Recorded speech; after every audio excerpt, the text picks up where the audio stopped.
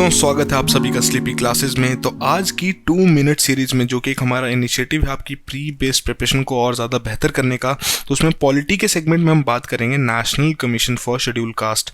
तो जनरली इस प्रकार की कोई भी बॉडी रहती है तो सबसे पहला क्वेश्चन आपके दिमाग में क्या आना चाहिए एज अ यूपीएससी एस्पिरेंट, कि ये बॉडी कॉन्स्टिट्यूशनल है या आपकी स्टैट्यूटरी है। जो आपकी national commission for schedule cast है, ये आपकी कॉन्स्टिट्यूशनल बॉडी है क्योंकि इसकी स्थापना की गई थी by the article 338 of the constitution. ठीक है जी। तो जितनी भी आपकी कॉन्स्टिट्यूशनल बॉडीज होती हैं, उनकी जो पावर्स होती हैं वो अपने किसी एक पर्टिकुलर आर्टिकल से डिराइव करती हैं जो कि आपकी कॉन्स्टिट्यूशन में मेंशन होता है। हालांकि जो आपकी स्टैट्यूटरी बॉडीज होती हैं वो बेसिकली किसी एक एक्ट के आधार पर स्थापित की होती है, जो कि आपका गवर्नमेंट ऑफ इंडिया द्वारा लागू किया जाता है।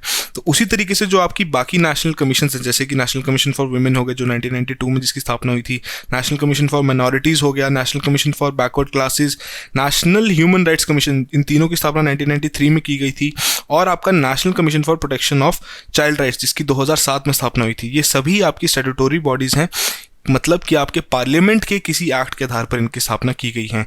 तो ये काफ़ी इंपॉर्टेंट रहता है आपके प्रीलिम्स पॉइंट ऑफ व्यू से। आपको पता होना चाहिए कौन कौन सी बॉडीज़ आपकी कॉन्स्टिट्यूशनल हैं और कौन सी आपकी स्टैट्यूटरी बॉडीज़ हैं।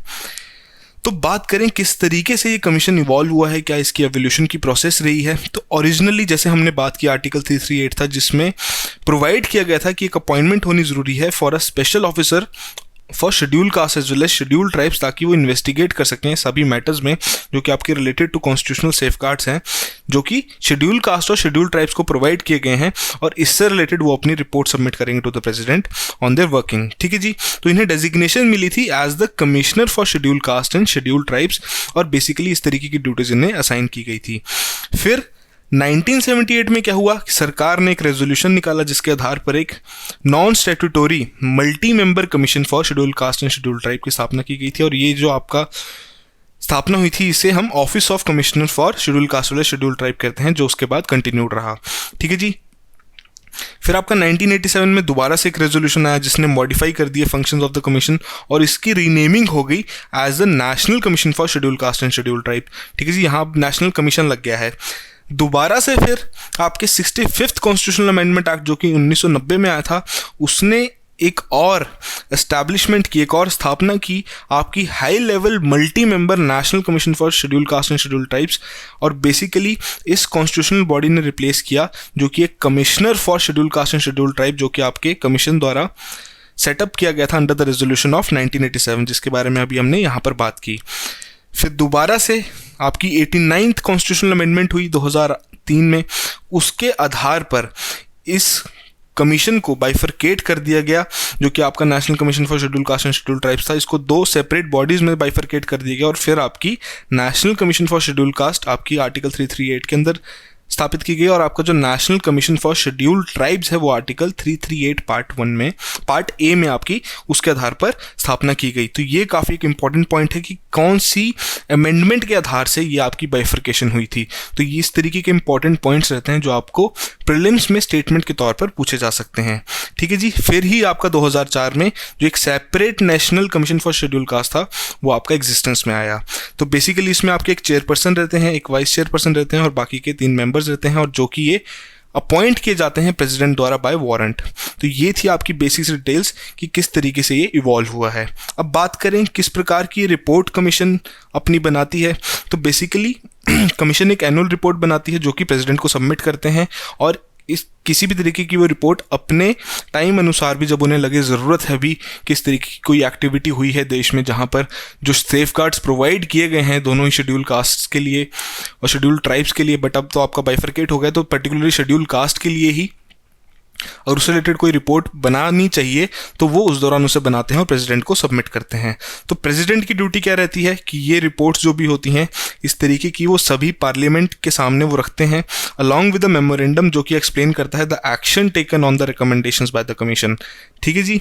फिर मेमोरेंडम में बेसिकली आपके रीजंस भी मेंशन होना बहुत ज़रूरी है कि किस प्रकार से कोई नॉन एक्सेप्टेंस हुई अगर किसी पर्टिकुलर रिकमेंडेशन के लिए। अगर जो रिपोर्ट उन्होंने सबमिट की है वो किसी एक पर्टिकुलर स्टेट से रिलेटेड है, तो प्रेसिडेंट क्या करेंगे, उस रिपोर्ट को आगे फॉरवर्ड कर देंगे स्टेट के गवर्नर को। फिर स्टेट के गवर्नर का ये रोल रहता है, बेसिकली ड्यूटी रहती है कि उसे स्टेट लेजिस्लेचर के सामने रखें, और सेम जिस तरीके से वहाँ पे मेमोरेंडम रखा जाता था अलॉन्ग विद द मेमोरेंडम जो कि एक्सप्लेन करते थे action taken on the recommendations of the commission, तो ये चीज़ें उसमें भी इंक्लूड की जाएंगी। साथ के साथ उसमें आपके रीजंस भी मेंशन करना जरूरी है for the non acceptance of any such recommendations. ठीक है जी, तो ये तो रही आपकी रिपोर्ट के बारे में बात, जो कि काफ़ी एक इंपॉर्टेंट पॉइंट रहता है national commission for schedule cast से रिलेटेड। फिर पावर्स क्या क्या रहती हैं, ठीक है जी, काफ़ी इंपॉर्टेंट पॉइंट है कि किस प्रकार से इनकी अथॉरिटी है, क्या क्या इनकी जुरिस्डिक्शन है। तो basically the commission is vested with the powers to regulate on its own procedure, ये अपना प्रोसीजर खुद स्थापित कर सकते हैं। और जब भी ये किसी मैटर से रिलेटेड इन्वेस्टिगेशन करेंगे या कोई कंप्लेंट से रिलेटेड इंक्वायरी कंडक्ट करेंगे, तो इनके पास पावर्स हैं of a civil court trying a suit and in particular respect to the following matters. कौन कौन से हैं कि बेसिकली समन कर सकते हैं किसी को, एनफोर्स कर सकते हैं attendance of any person from any part of the India, और उससे एग्जामिन कर सकते हैं ऑन ओथ। ठीक है जी, किसी पर्टिकुलर डिस्कवरी या कोई डॉक्यूमेंट है उसकी प्रोडक्शन की डिमांड कर सकते हैं, वहाँ पर एफिडेविट्स रिसीव कर सकते हैं ऑन एविडेंस बेसिस। ठीक है जी, कोई भी पब्लिक रिकॉर्ड रहेगा किसी भी कोर्ट का या किसी भी ऑफिस का, तो उससे रिलेटेड वो समन्स दे सकते हैं कि for the examination of the witness and documents, और कोई भी मैटर रहेगा जो कि प्रेसिडेंट अगर उन्हें असाइन करते हैं कि जी हाँ आपको इससे रिलेटेड इन्वेस्टिगेशन कंडक्ट करनी है, तो वो भी इनके पास अथॉरिटी है कि वो कर सकते हैं। ठीक है जी, अब सबसे खास बात क्या है एक और, कि जो आपकी सेंट्रल गवर्नमेंट है और जो स्टेट गवर्नमेंट्स रहेंगी उन्हें कमीशन के साथ कंसल्ट करना बहुत ज़रूरी है अगर कोई भी ऐसी मेजर पॉलिसी वो निकालना चाहते हैं जो कि अफेक्ट करेंगे शेड्यूल कास्ट को। साथ के साथ जो कमीशन है it is also required to discharge similar functions with regard of the other backward classes. अब आपकी जो ओबीसीज वाली जो कैटेगरी है उससे रिलेटेड अगर कोई इशू होता है या कोई इन्वेस्टिगेशन करनी है तो वो भी आपका national commission for schedule caste ही करेगा। ये काफ़ी इंपॉर्टेंट है। साथ के साथ जो आपके एंग्लो इंडियन कम्युनिटी है उससे रिलेटेड भी वो सारी अपनी इन्वेस्टिगेशन कंडक्ट करेंगे। ठीक है जी, तो ये एक इंपॉर्टेंट पॉइंट है आपके लिए प्रिलिम्स पॉइंट ऑफ व्यू से। तो इसके आधार पर क्या है कि जैसे कि उन्होंने शेड्यूल कास्ट से रिलेटेड जो अपनी रिपोर्ट सबमिट कर रहे थे उसी तरीके से जो भी उनकी रिपोर्ट होगी ओबीसीज या एंग्लो इंडियन कम्युनिटी से रिलेटेड वो भी वो प्रेसिडेंट को सबमिट करेंगे, और उसके बाद वही प्रोसीजर चलेगा प्रेसिडेंट का। अगर वो स्टेट गवर्नमेंट से रिलेट कर रही होगी तो वो उस गवर्नर को भेजेंगे उस स्टेट के, ताकि वो अपने स्टेट लेजिस्लेचर में पुट कर सकें। अदरवाइज अगर आपके नेशनल लेवल की बात है तो वो उसे पार्लियामेंट में पुट करेंगे। अब बेसिकली क्या रेलेवेंस है टॉपिक का, तो रिसेंटली ही जो आपके फॉर्मर यूनियन मिनिस्टर थे विजय सांपला जी, उन्होंने चार्ज ले लिया है as the chairman of the national commission for schedule caste. तो इसीलिए आज हम ये टॉपिक डिस्कस कर रहे हैं। तो बेसिक सी ये डिटेल्स थी आपकी इस कमीशन से रिलेटेड। तो सबसे इंपॉर्टेंट चीज़ें यही रहती है किसी भी आपकी बॉडी से रिलेटेड, क्या ये स्टैट्यूटोरी है, कॉन्स्टिट्यूशनल है, किस तरीके से ये इवॉल्व हुई है। अगर आपकी कॉन्स्टिट्यूशनल अमेंडमेंट है उससे रिलेटेड तो ये काफ़ी इंपॉर्टेंट है। दोनों आर्टिकल्स के बीच में डिफरेंस होना पता ज़रूरी है, 338 एंड 338A। ठीक है जी, और किस तरीके से पावर्स रहती हैं इनकी। तो ये बेसिक सी डील थी जो आपको इंपॉर्टेंट रहेगी और रेलेवेंट रहेगी एग्जाम पॉइंट ऑफ व्यू से। एक और चीज़ इसमें कि इसमें टर्म कितना रहता है जो ये अपनी कमीशन है, तो बेसिकली इसमें 3 साल का टर्म रहता है इसके मेंबर्स का। ठीक है जी, so that will be all the very best.